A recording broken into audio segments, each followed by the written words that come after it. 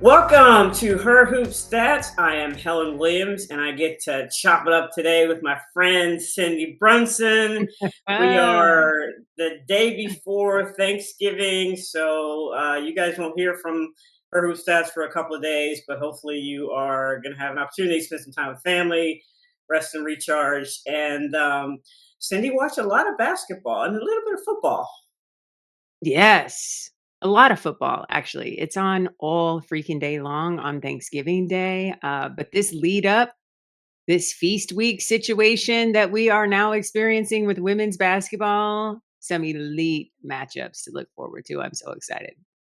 Yeah, there's if you want to know what the schedule is for Feast Week, Charlie Cream did a nice article on ESPN.com that Mhm. lays out every game and every platform that it's going to be on. So I encourage you guys to read that.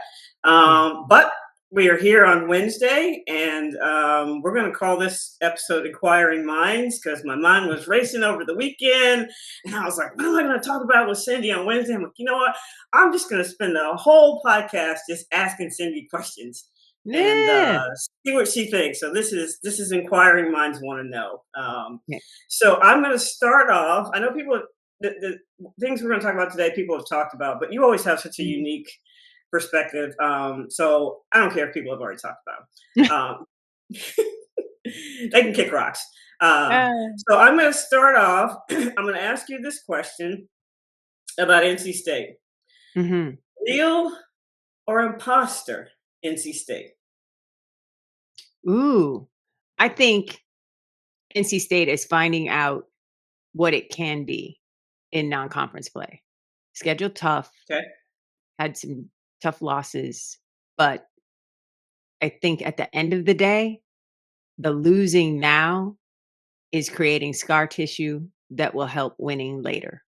And that's what a tough non-conference schedule is supposed to do. So I think the Wolfpack are learning where they need to shore things up, what they need to do better, and what they can rely on. So if I'm a Wolfpack fan, I'm not panicking in any way, shape, or form. Even though you just got beat by Rhode Island at home. Not ideal, not ideal at all. But um, I think as a coaching staff, you just have to look internal and you have to find your leaders on the floor. It can't just be the coaching staff that gets in everybody's shorts, right? You got to find the true leaders on your team who are going to get certain players to look in the mirror and go, why are you doing this? What can we do better? And if everybody takes individual responsibility for something small, just like we need two more offensive rebounds from you, we need one more block, we need um, you to be in that double team no matter where it starts on the floor.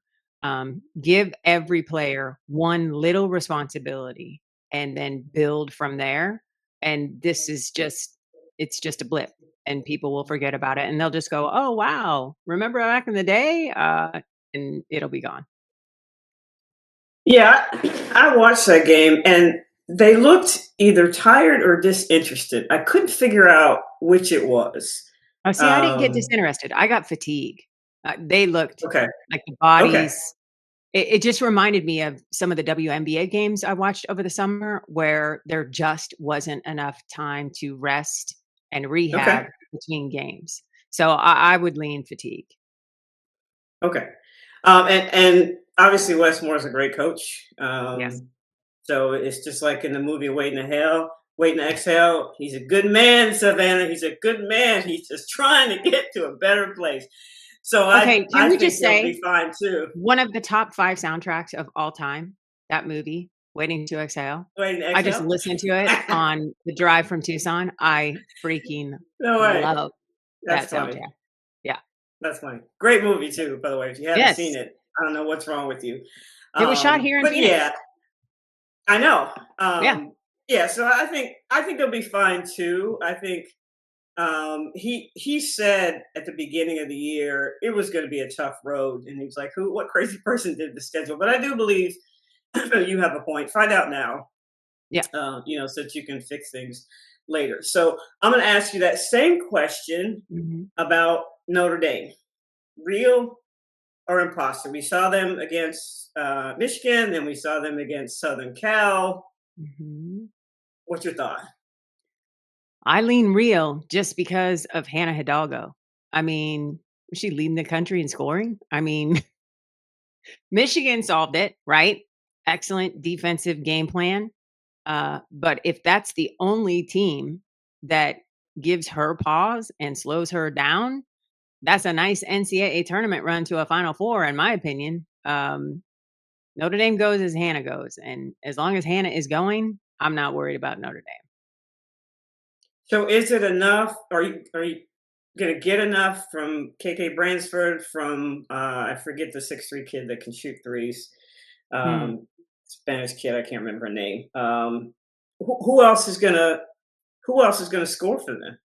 Well, I think what they're missing from this iteration is the size and ability to score inside from last year. Westbeld, it's just different. It just looks different, and it's more guard heavy. But you can win with a 4 out guard system easily, and there's no better architect of something like that than Ivy. So again, I just think depending on the matchup, Notre Dame will be fine. I think, a size of a South Carolina and athleticism will be problematic, but that's a problem for everybody. So, yeah, I just Hannah is special, and she continues to stack these incredibly special moments. It reminds me a lot of Arike Gumbawale, right? Like, every time you turn Mm, around, she's hitting a game-winning shot, and yep. and Hannah seems to have that same vibe about her.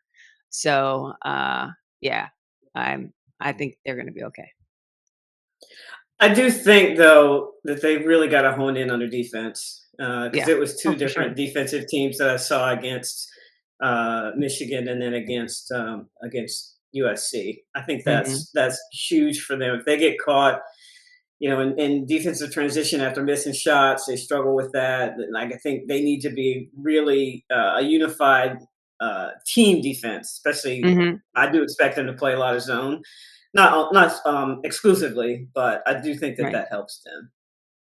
Yeah, and when you mix up your defenses, right, you're kind of messing with the opposing point guard's head, right? What are we playing against this time down the floor? Is it man? Is it zone? Is it a flex zone? You can go so many different ways, but to your point, they've all got to be pulling on the same rope.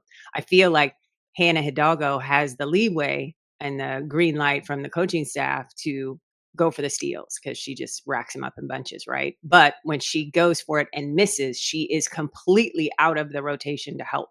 And so that's when I think Notre Dame gets exposed. So maybe it's just kind of reining Hannah in just a little bit, like, hey, you don't go cross half court to try to get that steal. You got to stay in rotation and help. Yeah, I mean, she's a special kid. If you look at her, well, first of all, she's tiny. She cracks me up with her Hmm. little muscles whenever but she's so Yeah, low to the ground. It's a science for her. it When is. she's picking people's pockets, it's not arbitrary. No, and What it's she timing. does, and She has a great sense of timing, and she only has to see a pattern once or twice from the opposing guard, and she's on it. Like oh, you're gonna dribble twice, you're gonna dribble 3 times, then you're not gonna look away when you go to make this pass. And she's really good at picking up on the physical cues that the other player gives. I do think just like Enrique Gubawali, she just has a flair for the dramatic for the Yeah. moment. She meets the moment. I mean, that shot she hit was just, and she was like, "Nah, I told you Yeah, guys, it's what I do. it's That's what what I do. I It's got who up, I am." I got out of bed, I had my coffee, I plan to hit a game winner. That is Hannah Hidalgo. Yeah, yeah. I said this last week. I believe in Yale Ivy, and they'll be fine too. Some people are Mhm. just so off the bandwagon so early. I'm like, I mean, it's early. Yes. There are red flags for every team. I don't care how good you are. I mean, Connecticut. I'm Mhm. sure Dino's sitting there going, "We're terrible at this. We're terrible at that." But only the coaches see. All right, we're terrible, but it's not something that we can't fix. Right. Which is key. So speaking of fixing things, Mhm. looking at Duke Oh. and thinking they have got, well, two things. To your point before about NC State, who's going to get mad enough on that team to go, hey, this isn't who we are. We need to get better. Who's going to, Mhm. figuratively or literally scream and yell, we got to get this done. But also, they got to hit some 3-point shots. I feel like they are a team full of scorers, but not shooters. And Ooh. if you pack that lane and your scorers can't get to their spot, who's going to spread that zone or player defense? Great points as usual, Helen. Here's my thing. I think we're learning about Duke is that as great as the recruiting has been, and I do think there are shooters on that roster, not just scorers. We're learning that Kara Lawson is a defensive minded coach. They spend a lot of time on the defensive side of the floor. If you look at the Team USA coaches that have been invited to training camp, they're all offensive minds, and that's to balance the leadership of Kara and her defensive mind. So that Good needs to self happen. awareness there. Yes, yes, but that needs to happen on the Duke staff too. And they just need to put away defensive schematics and make that 15 minutes of practice and the other hour 45 offense. Offense against the zone, offense against player to player, offense, offense, offense. Because for me, I don't see when things start to get wonky, right? Shot clock getting down. Nobody's relying on muscle memory. They're still trying to do Point. something instead of just playing basketball. So if you work on the offensive end more, then those habits become natural and more reliable in late shot clock, late game situations. I think also the mental aspect of losing to West Virginia's 5 players is going to take a minute. I think that is deep scar tissue, and I don't know what bag of tricks has to get dipped into to solve that. To me, that's the biggest boulder on the shoulder of the Dukes players, that you had an opportunity to come back in that game and you didn't do any of the things that all of us were screaming at our TV screens, right? Everybody was in foul trouble. They only had 5 players and you're not attacking. You're standing back and playing back and not penetrating and helping West Virginia stay on the floor. Like, what? So for me, it's get in the lab and work on offense and pour into your shooters and pour into your offensive stars and let them know that they have the green light, that they came to Duke for a reason, to be a program changer, to be a foundational piece of a team that's supposed to get to Final Fours. Be that shooter, be that scorer now. Yeah, and to your point, one of the things that I used to do all the time was I had this drill. It was called play in the park, Mhm. and we would have, they would be playing offense or whatever. I'd blow the whistle, and there'd only be like a certain amount of time left, and you have to play in the park. You have to find a way Mhm. to score without structure, except for everybody outside the 3-point line, right? So, Right. so to your point, nobody's playing in the park when the clock's running down. There's still, Mhm. like you said, that muscle memory. Oh, the ball's supposed to go here. The ball's supposed to go there. But there's only 10 seconds left. Yeah. So Yeah. y'all got to figure out something, screen for each other, penetrate or whatever. To your point about West Virginia, so I do think that that's something that that they need to work on. But they've Yeah. got to hit some 3-point shots. For I don't care sure. who it is. Yeah. They've got to hit some 3-point shots if they're going to go far Yeah. I this would year. also like to Otherwise, see they're them. just in the paint, Yeah. pack the paint. Yep. I would also like to see them implement a drill. Coach Simmons does this at Grambling State, and I just love it. She calls it 15 and 5. We're down by 15 points, and we've got 5 minutes to fix it. And she puts 5 minutes on the clock, and it's just all about offensive execution. And if that kind of mindset had been in play for Duke against West Virginia, we wouldn't be talking about how Duke got upset, right?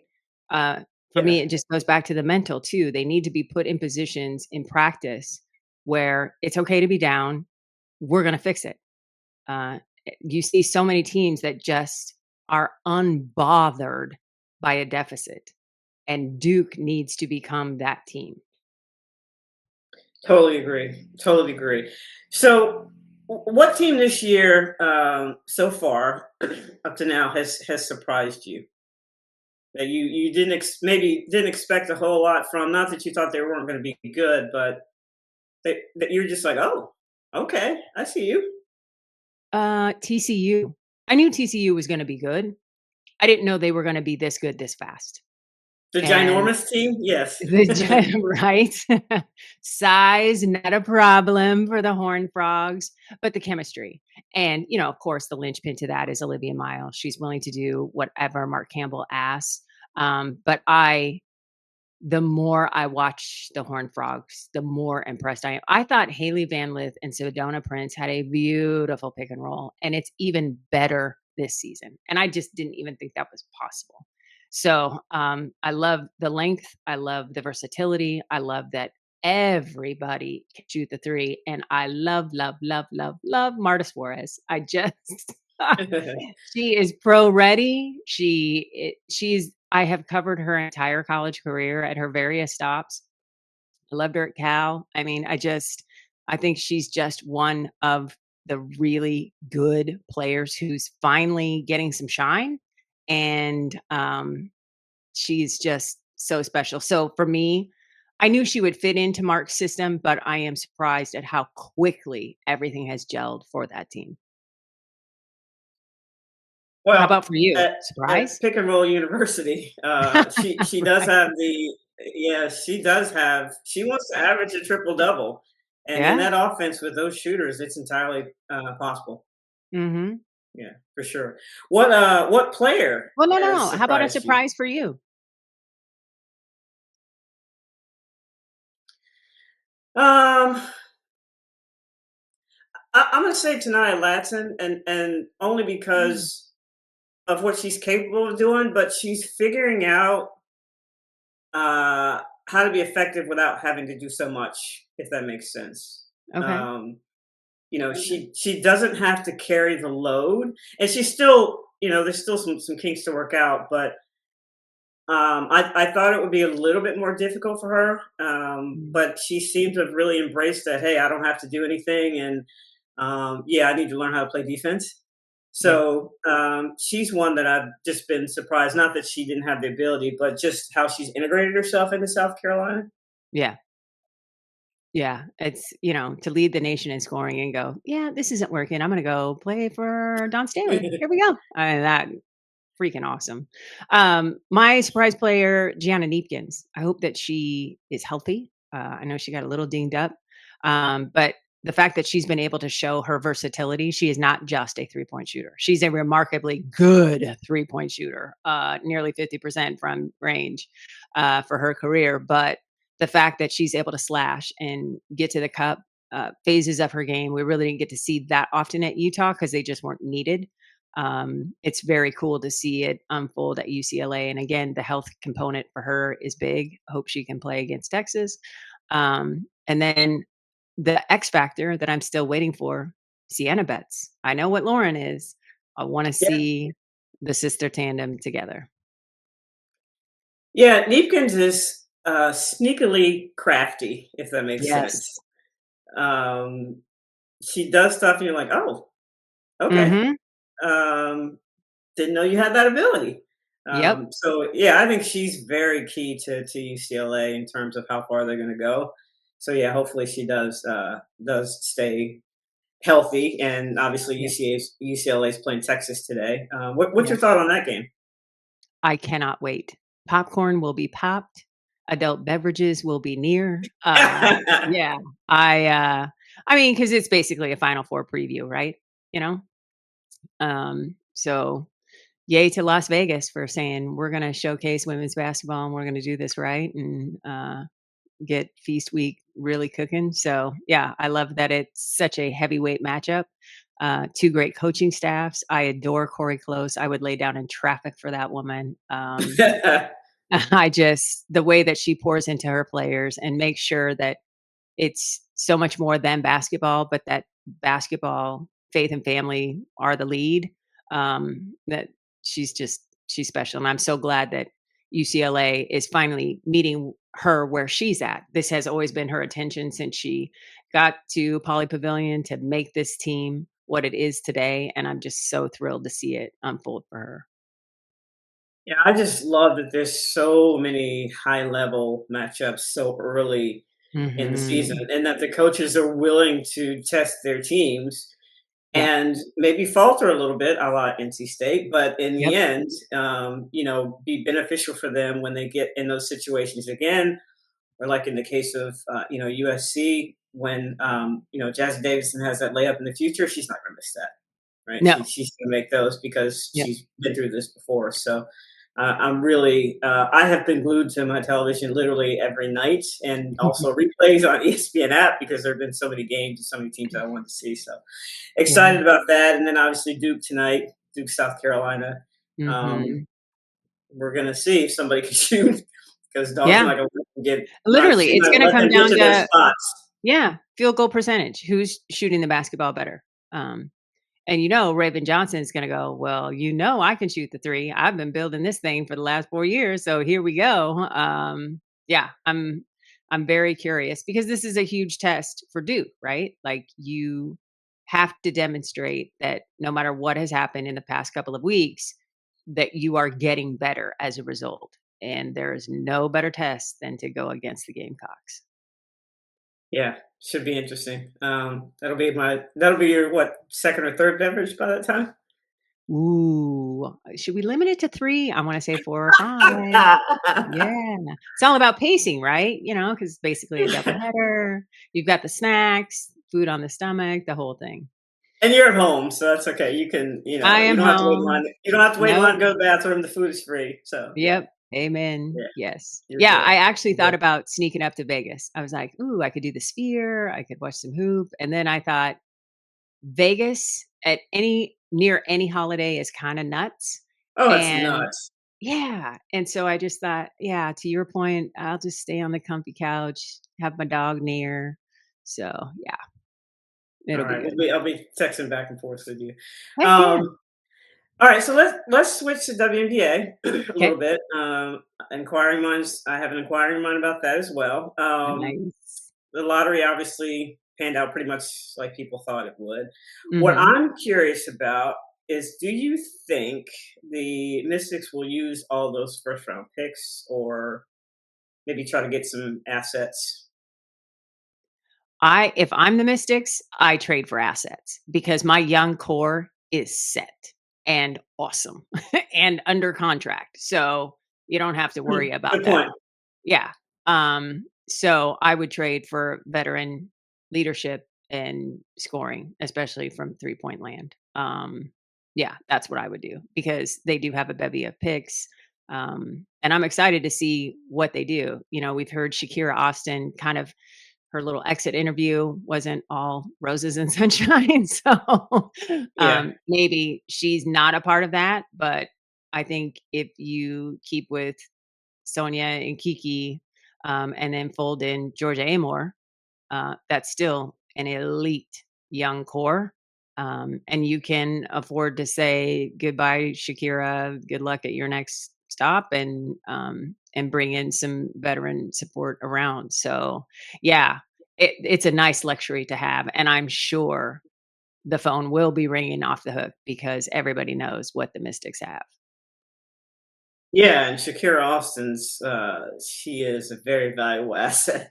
Oh, sure, sure. She's one of the she has the best spatial awareness that I've ever seen of a 6'4" person. Like, she's able to contort her body in the in during the move Hmm. to get away from the defense and still score, and to be able to do that at her height. So yeah, she obviously would be very valuable and Yeah. very helpful Yep. to another team. Um, my other question about that is about WNBA is, you have Aaliyah Nye, you have Dejanay Carrington. They're examples of very good second round picks in the WNBA. And Hmm. I remember earlier in the year when Dallas traded Melissa Thomas uh, Melissa for Smith. Smith, excuse me, thank you, Yep. Melissa Smith. and people were like freaked out because, oh, you didn't, second round pick or whatever. But Mhm. second round picks, with those two example, can really bolster a team. So is there anybody, like, I tried to think of somebody, I'm like, I'm just going to ask Cindy, that you Mm. think would be really good in that second round, like a steal I in the think second round. yes, I would start with Charlize Ledger Walker out of UCLA. I think she will fall to Okay. the second round. An elite point guard, big, great, floor spacer, pretty good defender. Not super terrific, but can help, better off the ball than on it. Um, and just her ability to pass the basketball, thread the needle. I think she is just an assist waiting to happen. And she's improved her 3-point shooting. So I think she will be a second round steal. Little Paige Bugs out of Baylor. She's a Mm. tweener, a 2, a 3, a 4, like she bangs with fives. She reminds me a lot of Benijah Laney, somebody who can just do a lot for one team. You really can't put them in a box and check it because they do so many different things. So I think those are 2 names off the top of my head that would be second round steals. What do you think about Gabrielle Jaquez? I think she's gonna go in the first round. Okay. If I'm doing the draft board, I think her particular skill set, the Swiss Army knife, to do a variety of things. She's one of the players where you watch a UCLA game, and after the first 20 minutes, yeah, first couple of quarters, you go, "How does she get 9 points?" And then after the 3rd quarter, she has 5 steals, and then when the game's over, oh, she had 3 blocks too. Like, it's just one of those things where she is always building and doing every single thing that her team needs that isn't specific. It goes beyond scoring and rebounding, and I love that for her, and I think what she is really deceptive with is her strength. She looks Mhm. slight, but when she sets a screen, it is set. When she stands to, take the charge, she stands in there. So I think I think she will go in the first round if I'm a general manager and looking, and especially for the expansion teams. What a nice foundational piece to know that you are have a star in the making that will do anything that the coaching staff asks. So does general manager Cindy Brunson take Lauren Betts first or AZ Fudd first? Oh, I think I take Awa. I think the kid from Spain, Okay. um, because she's Dom Malonga, right? Like, everybody thinks that she has this freakish, kind of like Wemby in the NBA, like, just freak of nature type of situation that you just don't see every day. I think because so many teams in the top 5 in the lottery seem to be set at the center position, I worry about Lauren Betts because the need just Mm, isn't there. yeah. So she may drop as a result of that, but then a good, nice foundational piece for an expansion, Toronto or Portland. So that'll be interesting to see. And then part of me thinks that Dallas likes making money and they love the PB5 machine that Paige Becker's produced. And if you draft and put AZ Fudd with that, keep the family together. I don't. That would be the only pull for me. It would be a money decision. Do I want more butts in the seats, or do I want to win now? Because you don't know about Awa. Is she going to come play right away? Is she going to wait? Right. Right. Um, That that's the only that's thing. it. But I think from freak of nature talent, that product from Spain is special. Yeah, you make a good point there. But then also, everybody's a free agent this year. So, Yes. could you find that centerpiece that you need if you draft AZ, through free agency? Because Yeah. people want to Because come play with Paige, Paige, and if you have yes. AZ, they want to come play. Yep. Because they know that the floor is going to be spaced enough that they're not going to be double and triple team. They're going to have some room to operate in there. Yes. And the bells and whistles are coming, right? The practice facility is supposed to be built 26. all of the amenities where Dallas is still playing catch up and getting to a bigger arena and having all of the things. All of that is getting sorted. So even more attractive for a free agent, to your point. We shall see. We shall see. One more thing I want to talk about is Project B, Yeah. and your thoughts on that, because I was listening to a lot of Beard on Sarah Spain's show, Oh, yeah. and answers were vague. Like Yeah. there are no absolutes, although they just put out the list of who they signed. So two Mhm. questions: your thoughts on the vagueness, and do you think this is going to be a great opportunity for established players who didn't make a whole lot of money in the beginning of their careers, but now have the ability fairly quickly to make what seem to be reports large amounts of money based on who's signed with them? When this was first announced, I had I just sat down on the sofa, and immediately the image that popped into my mind was the WNBA player in one of those machines that you used to see on TV where it was like a game show, and the little box that they were in of plexiglass would fill with money, and the person was supposed to grab the money. That is what I thought of when I first heard of Project B. The biggest comp that I can make is to live golf, right? Supported by Okay. Saudi Arabia, monetary interests, and all for top dollars to make sure that when they put on an event, that the best of the best come out to participate and make it great TV. I also thought of Formula One. Formula One is a made for TV sport. They do it in all of these exotic places around the world. And at the end of the day, the best way to engage is to watch it on tape delay if you want to watch the whole race, or watch clips on your phone. And so for me, this Project B, from a basketball standpoint, is going to be watch on your phone because the game times are going to be crazy because it's all Europe and Asia. And Right. then the other piece, Yeah. yeah, to your point, is I love it for the veteran players. Your first to sign up was Neko Ogwumike, Alyssa Thomas followed shortly thereafter. These are players that have put in the time, paid for, less than what they're worth, obviously, for many years in the WNBA. And this is a nice way to make some nice paper as their careers wind down. So I think it's a business decision. I think it's a family decision for the players that have signed up to do it so far, because it's guaranteed for now, right? We don't know how long Project B is going to be around. If it's just going to be one season, it sounds like it's going to be a series of tournaments over the length of a conventional basketball season, but 3 weeks at a time chunks, kind of like Athletes Unlimited does in a 4 week stanchion in Nashville. So, yeah, I had tons of thoughts.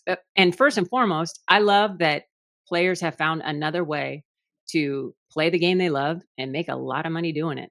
I mean, at the end of the day, that's what we've seen NBA guys do forever and ever. So I love that there's another way for these pros to make money. My only problem, and this is just from a fan perspective, is how am I going to stay on top of this in addition to the college basketball season and Unrivaled and Athletes Unlimited? And, it's just another thing on the pile. But it's a nice problem to have. Yeah, and just the format, maybe not so much wear and tear on your body on the outside of the Yes, WNBA season. And I thought they obviously they signed people with names, but they just signed Sophie Cunningham, which I think is interesting because she I has was curious. a gazillion followers on media. Yeah, So I think that was not that she's not capable, but I'm sure that had something to do with it. Like she has a lot of followers on yeah, social media, and so I thought that was interesting. Do you think that that puts any pressure on the WNBA it in should. respects to the CBA? Because obviously the deadline is the 30th. Maybe they'll Mhm, extend it again until the end of December. But now you mhm, have Project B, you have Unrivaled, you have Athletes Unlimited, mhm, so players, from a developmental standpoint, is great, mhm. but players have options now where literally they can say, "Well, we're not going to play. We're not going to play the season until you guys give us something better. I'm going to go over here to Project B and make $2 million. I'm going to go to Right. Unrival maybe make a decent salary for that time period. And you know what? It's gonna be Mhm. better for my body if I take some time off. So Right. Well, the deal with Project B, just like Unrivaled, is the equity investment piece, right? The players have a stake in it. And I think the WNBA, when it comes to contract negotiations, really has to look at what is driving today's player. It's not just the salary, it's the opportunity to make more money. And that, for the WNBA's argument, comes from revenue share. So if I'm Kathy Engelbert sitting up in my office in New York, I'm realizing that if I don't meet the players close to where they're at on rev share, this deal is never going to get done. First of all, the salary has to double. The 1.1 million, that's cute. No. Asia Wilson is a $2 million a season player. And that's where the max salary needs to be for the WNBA, because your everything goes up from there, right? We need your middling players to make a decent living and have that opportunity for the first time in their careers. And then we need the rookie bump. All of that, all of the scale has to go up. And for me, it's 2 million max salary. And then the rev share piece. I know the players want 50%, and I hope they get it. But I think it would be very good for this contract if they got 40%. If they could say, all right, we're close. And then in the next CBA, we have somewhere to go to. But I think 40% would be so markedly improved over what they have now, and make them feel like they are appreciated and have a stake. And it would help them check the other boxes, right? Take care of retired players, have pension plans, those things. So I think Project B is really going to make the WNBA look in the mirror and go, between Unrivaled and Project B, with the equity investment pieces, we have to take care of our players through rev share. That's our only option because we have outside investors. So I just hope they wake up and smell the coffee on this, because the players are the product. If you don't have the players, there is no WNBA. And I would hate to see, going into the 30th season of existence, no WNBA, a lockout, a strike. That would just be a nightmare to, squander all of this amazing momentum that we've seen across the board for all pro women's basketball. So, yeah, I think all of these outside entities where the players are making money and putting their bodies on the line to do it just reinforces their determination to dig in against the WNBA. do you think the structure obviously is different? Some teams are owned by the WNBA, by the NBA, some by independent, some with Mhm. the investors. I think it's like 17%. Right. Is that, you think that's why they're being so stubborn, or is it just Yes. You know what? Billionaires stay billionaires because they don't give away their money. It just, that once they start making money, they want to keep their money and they don't want to give anything back. And for them, it's, listen, some of the longtime owners, like in Los Angeles, where it's been pro ownership for the Sparks the whole way, and shared with the Lakers, they lost some money and now it's making money and they want to continue want to to get it back? not. They want to recoup Yeah, that. they don't want to go back and they don't want to give up. They feel like they should be rewarded for staying the course. And it's like, well, that's cute, but women's basketball is not a charity. So if you want to continue to make money and enjoy this boon and exponential growth, then pay the players. Because if they are not there, guess what?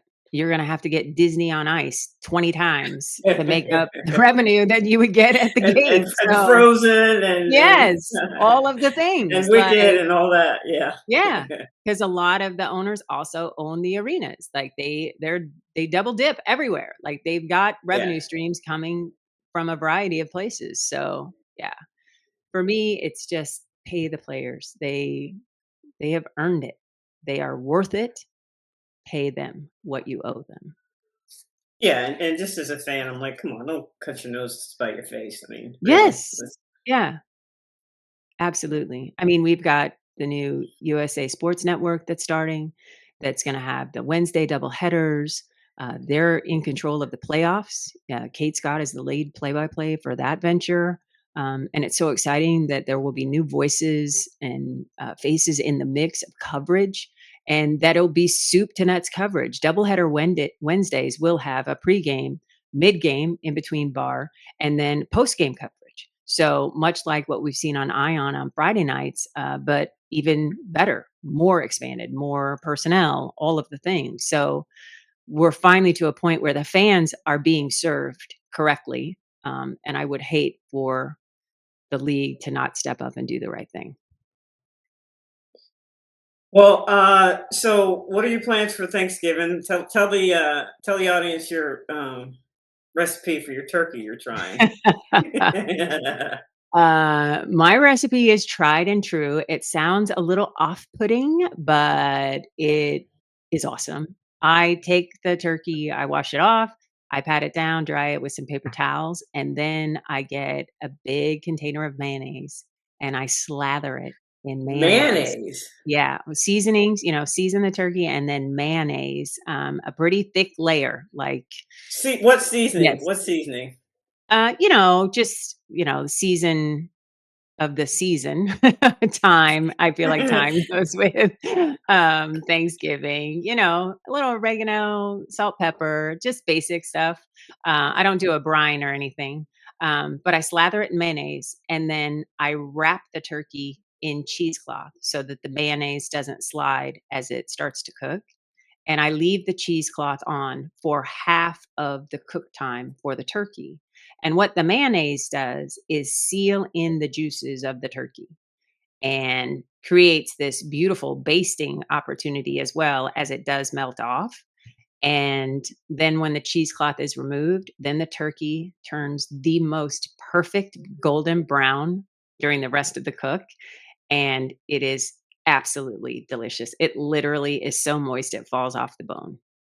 I have been Uh intrigued by another recipe that I saw on wasn't TikTok, oh, I think it was on Instagram, oh. where the woman used champagne as her base. She used a bottle of champagne, drenched the turkey in the champagne, actually put it in the cavity of the turkey as well, then threw some like onion. She didn't do a stuffing. She threw onions and a little citrus in there, I think an orange, and some vegetables into the belly of the turkey, and then tented the turkey so that no foil touched it, but it was covered going in, and then cooked the turkey that way. And it, according to her pictures, turned out really golden brown. I love bubbles. Like I have toured champagne wineries in France. Like I huge Veuve Clicquot woman. Like that just really intrigued me.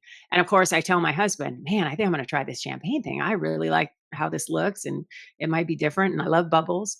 And he's like, why would you ruin perfection? What you do at Thanksgiving and Christmas is legendary. Why would you mess with that? If just it ain't make broke, just don't make fix it. two. I know. Just make two. But here's the I important thought about that. question. Here's the important Yes, question. yes. When you season, do you Mhm. measure or do you just pour until your ancestors tell you to stop?